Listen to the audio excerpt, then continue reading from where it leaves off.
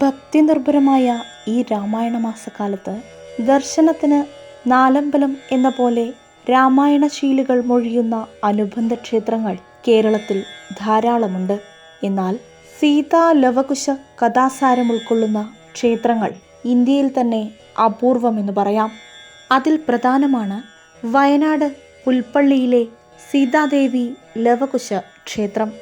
അധ്യാത്മരാമായണം ഉത്തരകാണ്ഡത്തിൽ പ്രതിപാദിക്കുന്ന ലവകുശ ജനനവും സീതാദേവിയുടെ ഭൂമിയിലേക്കുള്ള അന്തർധാനവും സംഭവിച്ച പുണ്യഭൂമി എന്നാണ് ഇവിടം അറിയപ്പെടുന്നത്.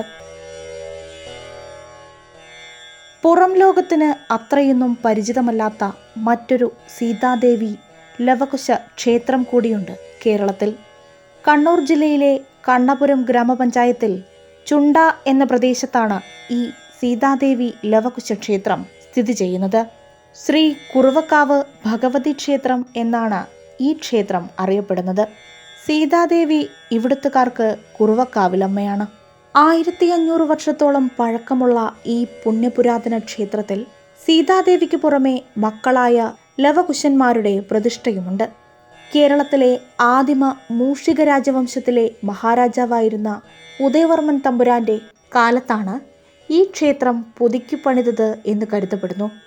ഈ ക്ഷേത്രം വളരെ പഴക്കമേറിയതാണെന്നാണ് ഇവിടെ ദക്ഷിണവശത്തുള്ള ശിലാലിഖിതത്തിൽ നിന്ന് മനസ്സിലാവുന്നത്. മൂഷിക രാജവംശത്തിലെ രാമഗഢ മൂഷികൻ ഉദയവർമ്മൻ എന്ന രാജാവിനാൽ വിരചിതമായ ആ കരിങ്കൽ ലിഖിതം ക്ഷേത്രത്തിൻ്റെ ഭൂസ്വത്തുക്കളുടെ വിനിയോഗത്തെപ്പറ്റി പറയുന്നതാണെങ്കിലും അതിൻ്റെ പ്രാചീനതയെപ്പറ്റി ആലോചിക്കുമ്പോൾ AD 1200 ആണ്ടെങ്ങാനാണ് അത് ലിഖിതമായിരിക്കുന്നതെന്നാണ് മനസ്സിലാവുന്നത്. അപ്പോൾ അത്രയും പഴക്കം, അതിനു മുന്നേ ക്ഷേത്രമുണ്ട്, പഴക്കം ഈ ക്ഷേത്രത്തിന് കൽപ്പിക്കപ്പെടുന്നു.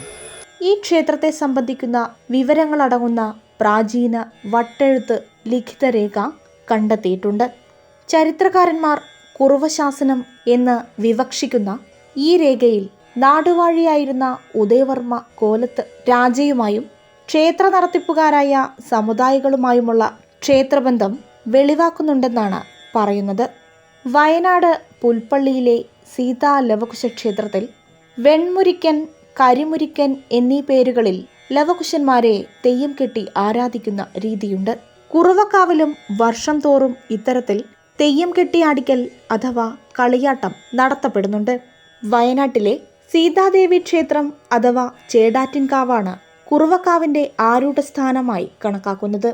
അശ്വമേധയാഗാവസരം വനത്തിൽ വെച്ച് മക്കളായ ലവകുശന്മാരുമായി സന്ധിക്കുന്ന ശ്രീരാമചന്ദ്രന്റെ അടുക്കൽ മക്കളെ സുരക്ഷിതമായി ഏൽപ്പിച്ച് സീതാദേവി തൻ്റെ അമ്മയായ ഭൂമിദേവിയോടൊപ്പം അന്തർധാനം ചെയ്തതായി രാമായണത്തിൽ പറയുന്നുണ്ട്.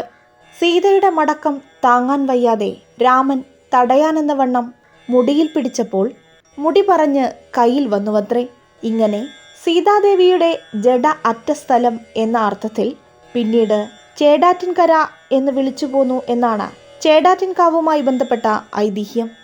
പുൽപ്പള്ളിയിലെ ചേടാറ്റിലമ്മ അഥവാ സീതാദേവി തന്നെയാണ് കുറുവക്കാവിലമ്മയായി ഇവിടെ കുടിയിരിക്കുന്നതത്രേ. സീതാദേവി ലവകുശന്മാരാണ് ഇവിടുത്തെ മുഖ്യപ്രതിഷ്ഠ. അമ്മ വടക്കോട്ട് നടയായാലും ദേവി ലവകുശന്മാർ കിഴക്കോട്ട് നടയിലായുമാണ് ദർശനം നൽകുന്നത്. സീതാദേവിയുടെ പരമഭക്തനും ഉപാസകനുമായിരുന്ന പണ്ഡിത സമുദായ പ്രമാണി വയനാട്ടിൽ ക്ഷേത്ര സന്ദർശനം കഴിഞ്ഞ് മടങ്ങുമ്പോൾ അദ്ദേഹത്തിന്റെ ഓലക്കുടയിൽ സീതാ ലവകുശന്മാർ സാന്നിധ്യം ചെയ്തിരുന്നുവത്രേ. അദ്ദേഹം നടന്ന് മാങ്ങാട്ടുപറമ്പ് നീലിയാർകോട്ടത്ത് എത്തിയപ്പോൾ അല്പമൊന്ന് വിശ്രമിച്ചു. ശേഷം യാത്ര തുടരാനായി കുടയെടുക്കാൻ തുനിഞ്ഞെങ്കിലും സാധിക്കുന്നില്ല. ഓലക്കുടയ്ക്ക് വല്ലാത്ത ഭാരം അനുഭവപ്പെട്ടുവത്രേ. ഈ വിവരം നാടുവാഴിയെയും നാട്ടുകൂട്ടത്തെയുമെല്ലാം അറിയിച്ചു. പ്രശ്നം വെച്ചു നോക്കിയപ്പോൾ സീതാദേവിയും മക്കളും കുടയിൽ സാന്നിധ്യം ചെയ്തിട്ടുണ്ടെന്ന് മനസ്സിലായി. അദ്ദേഹം കുടയുമായി യാത്ര തുടർന്നപ്പോൾ നീലിയാർകോട്ടം ഭഗവതിയും ഒപ്പം ആഗമിച്ചുവെന്ന് പറയപ്പെടുന്നു. കുറുവയിൽ തറവാട്ടിൽ കാരണവരായ സമുദായ പ്രമാണി ദേവിയെ തറവാട്ടിൽ കൊണ്ടുവന്ന് പ്രതിഷ്ഠിച്ചുവെന്നും പിന്നീട് നാടുവാഴിയുടെയെല്ലാം ഇടപെടലിലൂടെ ക്ഷേത്രത്തിലേക്ക് മാറ്റി പ്രതിഷ്ഠിച്ചുവെന്ന് പറയപ്പെടുന്നു. കുറുവയിൽ തറവാട്ടിൽ കാരണവറാൽ സ്ഥാപിതവും പ്രതിഷ്ഠിതവും ആയതിനാൽ ഈ ക്ഷേത്രം കുറുവക്കാവ് എന്ന് അറിയപ്പെട്ടുവത്രേ. ഈ ക്ഷേത്രത്തിനോടനുബന്ധിച്ച് ഇതിൻ്റെ വടക്ക് ഭാഗത്ത് ഈ ദേവിയെ ആവാഹിച്ചു കൊണ്ടുവരികയുണ്ടായ ഭക്തനും ഋഷിപുംഗ സമാനനുമായ കാരണവരുടെ സങ്കല്പത്തിൽ ഗുരുസ്ഥാനം എന്നൊരു ക്ഷേത്രം ഉണ്ട്. അവിടെ അദ്ദേഹത്തിന് എല്ലാ സംക്രമങ്ങളിലും തർപ്പണ പൂജ ചെയ്ത് ആരാധിച്ചു വരുന്നുണ്ട്. അതിനടുത്ത് തന്നെ കൂടെ മാങ്ങാട്ടുപറമ്പിൽ നിന്ന് എഴുന്നള്ളിയ നീലാറുകോട്ടത്തമ്മയ്ക്കും ഒരു സ്ഥാനമുണ്ട്. അവിടെ നീലാറുകോട്ടത്ത് തൃശൂലത്തിൽ അമ്മയെ ആവാഹിച്ച് പൂജകൾ ചെയ്തു വരുന്നുണ്ട്. ഒരു കാവാണ് ഇത്, സംരക്ഷിത കാവ് തന്നെയാണ്.